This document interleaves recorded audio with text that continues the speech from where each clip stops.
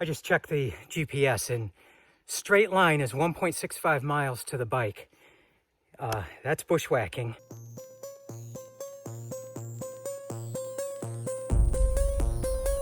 We're gonna hang around here for a few minutes.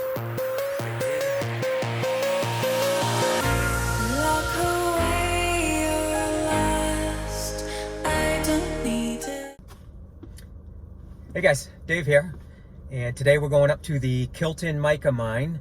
I should say mines. This is a series of 3 different mines that were worked as far back as the turn of the century, early 1900s, up until the 1940s when the last of the sites was eventually abandoned.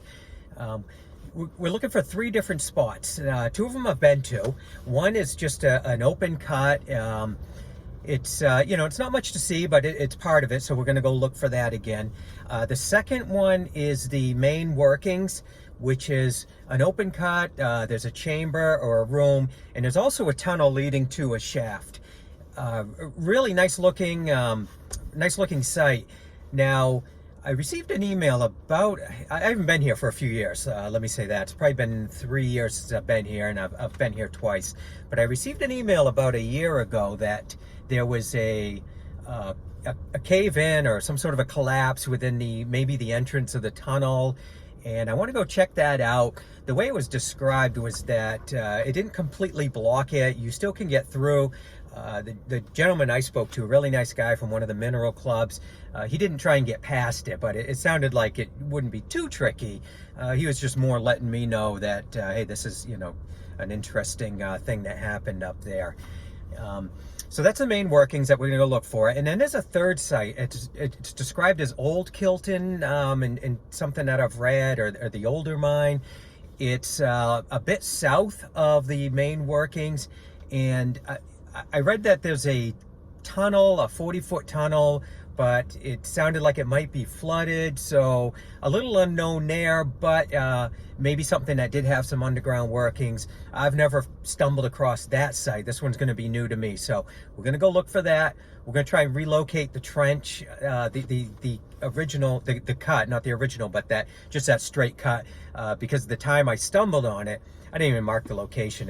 You know, I didn't consider it significant, but I want to kind of appreciate these things more lately. So I do want to go back, look for that, find it, pin the location, and then we're going to go see what that collapse is about at the main workings. The normal way I went in is now been marked as no trespassing. So I'm here downtown. I got my bike. I don't know if you call this a downtown, but it's one of the main roads here. Got my bike. We're gonna bike in, and I'm gonna see if I can find an innocent spot just to hit the woods. We'll chain up the bike, and then we're gonna start our hike. So let's go have some fun. We made it into the woods, and the one part that I thought might be a trick as we're starting off is there was a stream that I remember having to cross, and you know, I got across, but I just remember it was there, and it was something I was gonna have to deal with, but not today. We're in a drought, and that is all that's coming down this ledge. I know this doesn't look like much on the camera, and doesn't look like much in person either, but I think I found myself onto the old mining road, and we got 0.4 to go in a straight line. Let's see what that works out to be. We made it to the cut. This is the Kilton Cut. First thing we're going to see, as is often the case, is where the rock hounders work. We got a pit right here. We got some scraps right there. And just loose rocks and signs that they've been chipping away. The cut itself, I'm actually standing on one edge of it. Let's see, kind of a viewing it from up top, but we're going to walk down into it after. So we're looking down about 20 feet. Across there is the ledge through the trees. And then the cut itself, as I remember, basically winds like through here, coming across here, and then it's going to end right up in there. Here we're looking at some tailings as we come around. We're down to where basically, they could have just driven right into this cut. And fight through some trees here. And we're just getting inside. Get a better look as I move more in. The walls here, I'll give you an idea of the height of this. And I thought it kind of dead-ended, but it's almost like it fizzles out toward the end just as you walk through this channel. And what I'm looking for is any drill marks or any of the telltale signs, which I'm not seeing yet.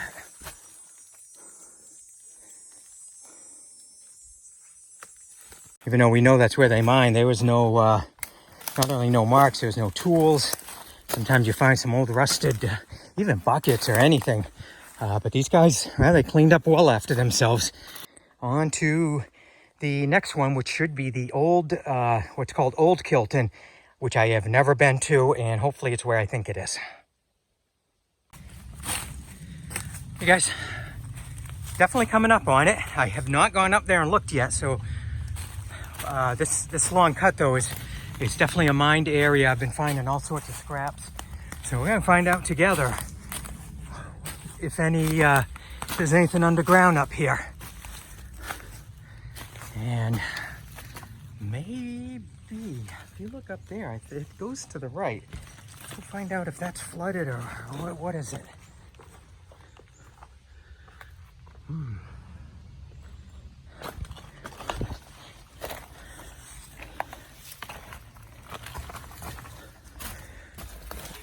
Oh, look at that.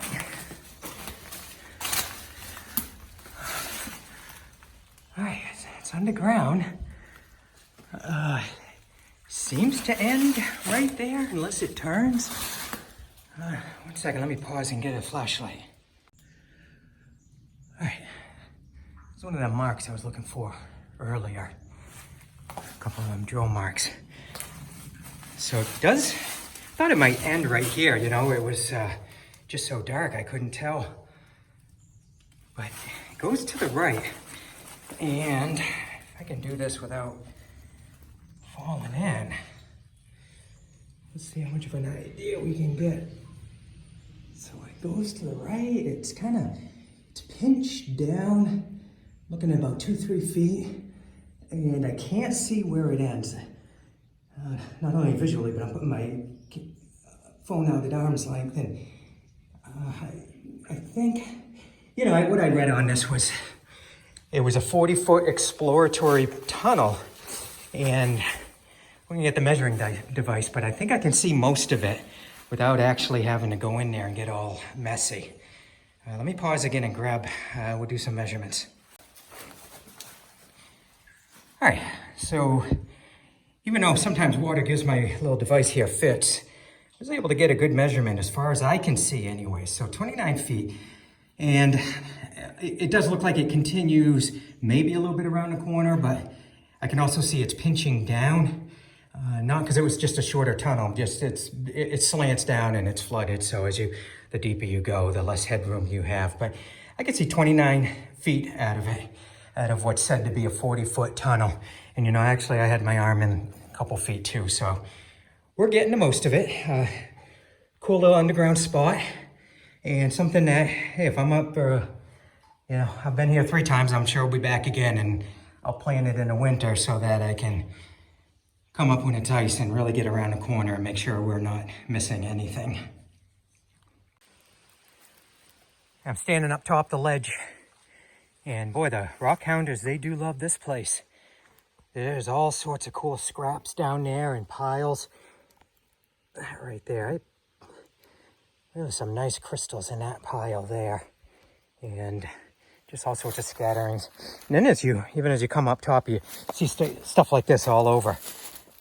Someone dug a hole, and in that hole, I guess they pulled out all those rocks, maybe using one of these to, a couple of them to smack them on and bust them open and see if there's anything cool inside.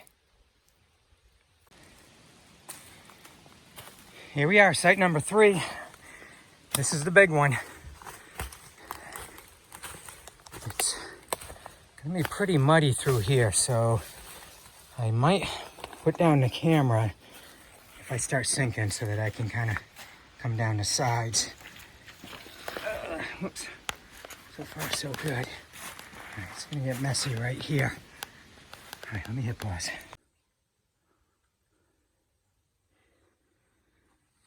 I made it to the entrance. It's the first piece of good news. Second piece is, if anything fell, it's nothing that's gonna prevent us from getting inside. We're not gonna get in this spot. You can see it's plenty flooded, but the tunnel itself goes off that way. Goes in, wraps to the right, and then we'll eventually be looking up that shaft. But this is a really beautiful opening. I remember the first time I found this, I called it mini Rugels because of these pillars that were left, support pillars, and then the room here. Of course, Rugels has those giant caverns, and this is a good, well, 15 feet here.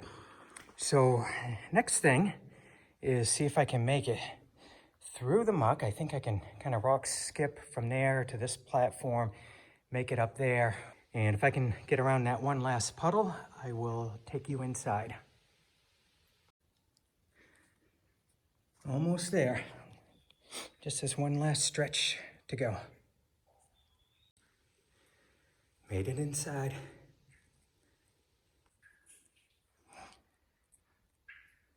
Isn't that beautiful?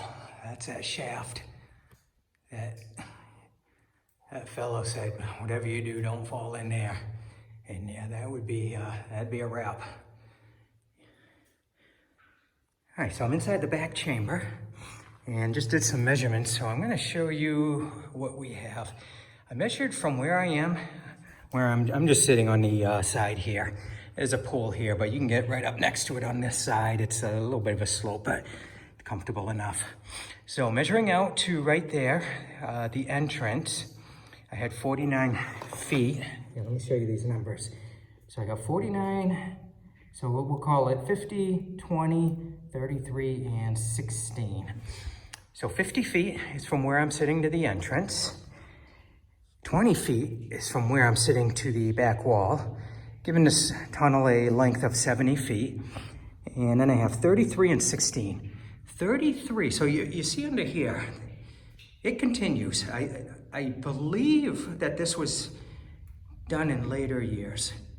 So we mentioned that this mine was operated around the early 1900s, but it was again operated in the around the 1940s, around the time of the war. And I think we'll call it this bonus room, was an add-on during those later years. So I got 33 feet. That's looking under this ledge to the back wall. Now they didn't dig it like before. They didn't dig it that short. There's just they dug down, and so we're looking at deeper flooding versus the shallower flooding right here.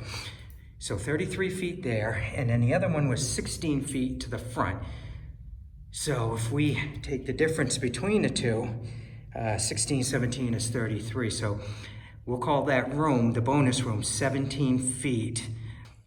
So we're gonna call this 87 feet in length that we can see without knowing, does this go in and maybe turn left or turn right, or even continue down at a slope, but continuing into the earth. So known measurable is 87 feet for the largest workings here in the Kilton mine shaft.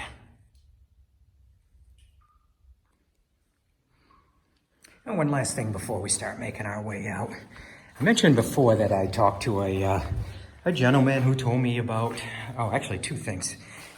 Told me about some collapse that had happened here at the entrance. Now, these rocks came down. I don't remember, and I'm gonna have to go to my pictures to see, were they down at the time? I feel like maybe some of them were, but maybe some are fresh. You can see up there. Maybe you can see it, that might help. It's pretty straight there, and that's pretty straight. And the two of them used to be attached.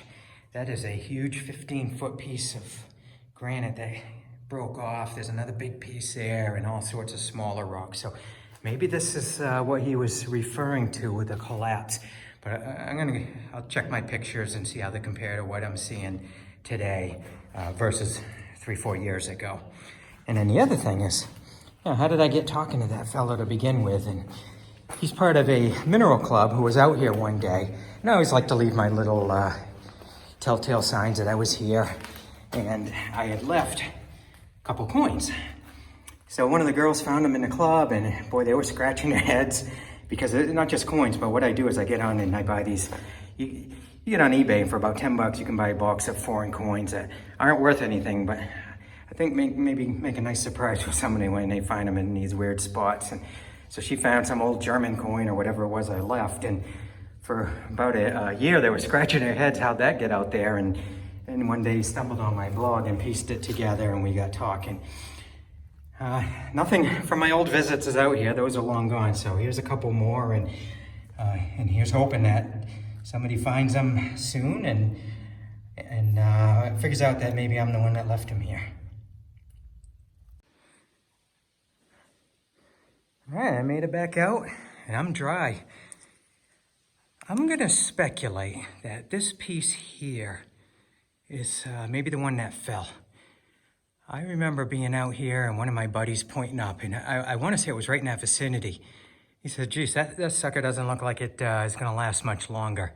And so let's, I'll throw up a picture if I have one of the entrance. I'm sure I do, and we'll see how that compares to what we're looking at today.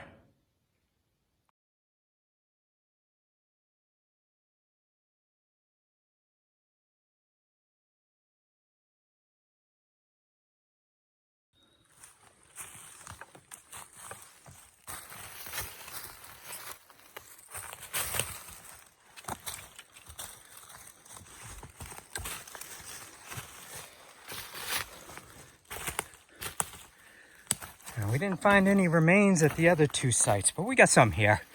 Some old chunks of metal, and we saw some barrels and whatever these used to be. Almost looks like they came unriveted. Tubing, maybe for the material, transporting the material. Really not sure.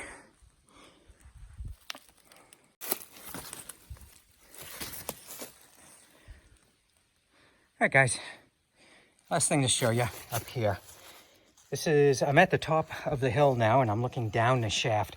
Tried doing a measurement, but because it's all water down there, I'm just hitting reflections and getting all sorts of weird readings. So let's do it the old way and kind of show you, give you an idea how deep this goes.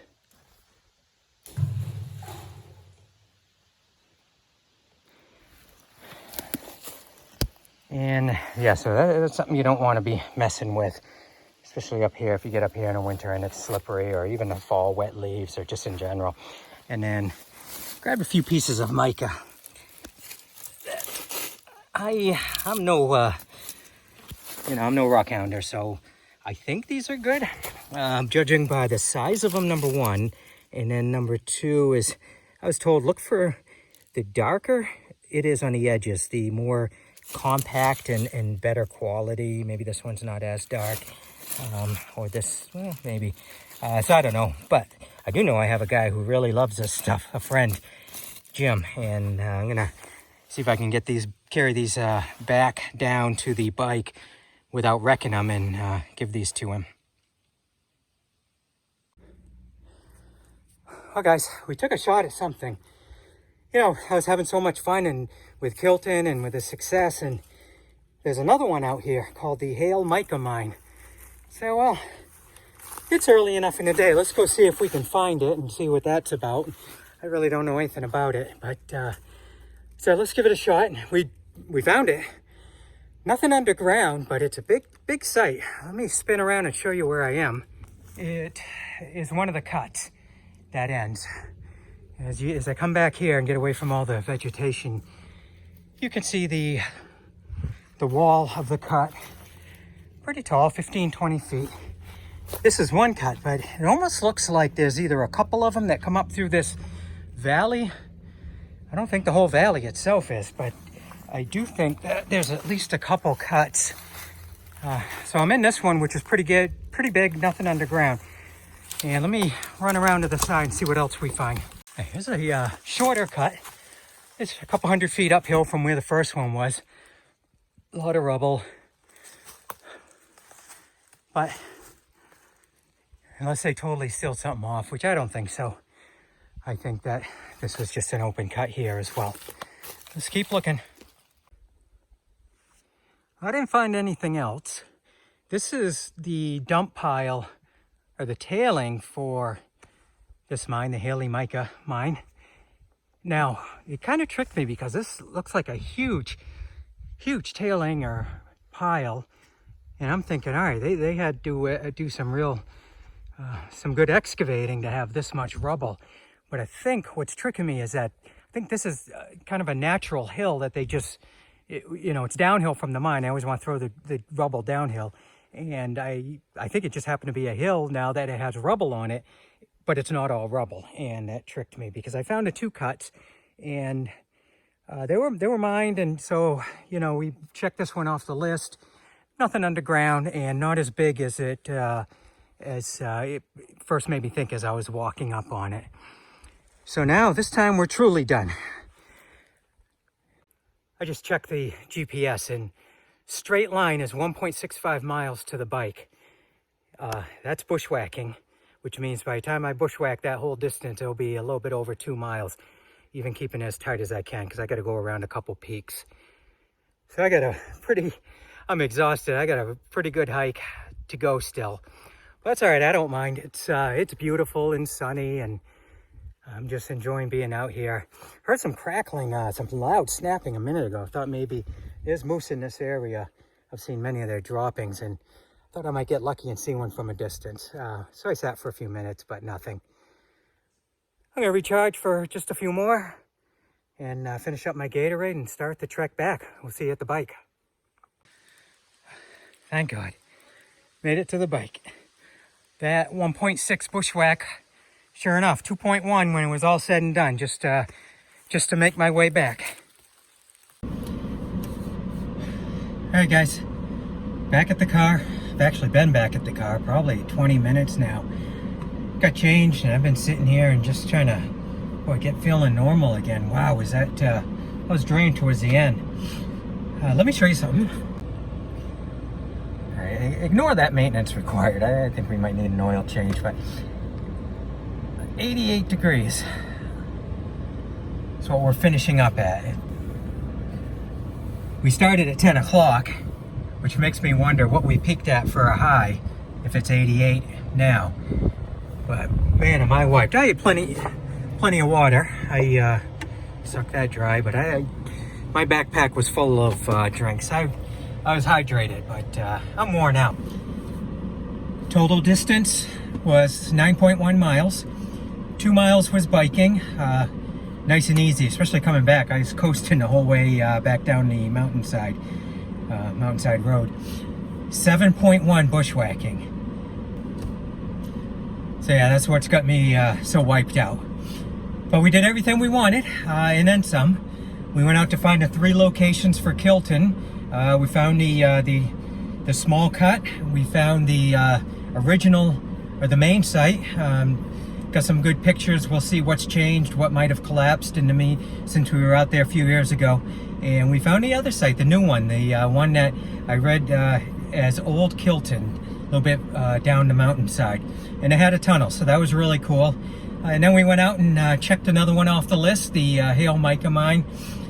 Nothing underground, but you know, our goal is to find all of them. And so this is another one, and we can at least see what it's all about. I'm wiped out. I got a nice 2-hour ride home. That's going to be my chance to unwind and get feeling back to normal.